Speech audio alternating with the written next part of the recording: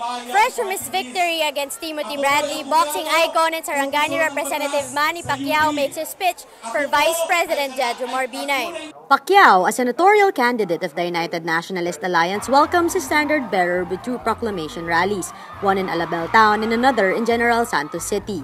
The People's Champ says his presence and sorties in the last 3 weeks of the campaign will likely attract bigger crowds for UNA. Ang maitulong ko sa ating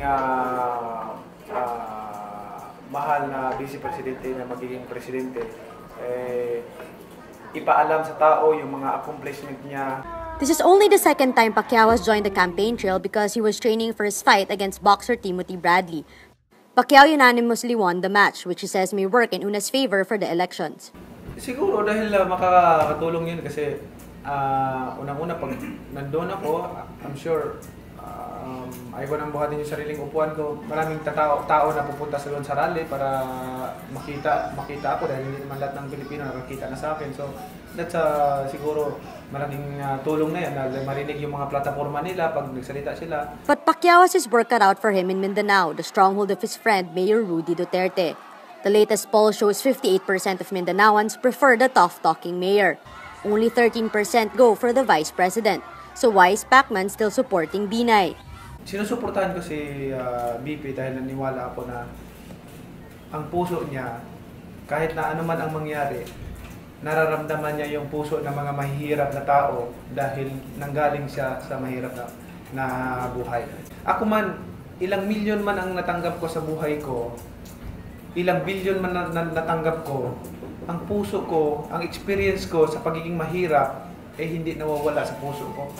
Bawat sigaw ng mga mahirap na tao, nararamdaman ko yung hinaing nila, nararamdaman ko yung bawat sigaw nila dahil doon ako nanggaling.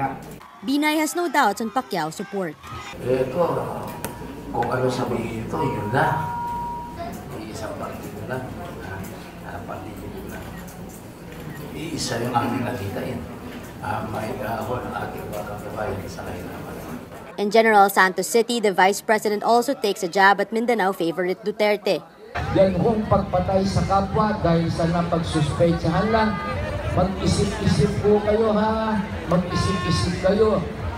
Kasi baka magsisi kayo sa pagboto na ang kanyang remedyo ay patayin ang kanyang kapwa.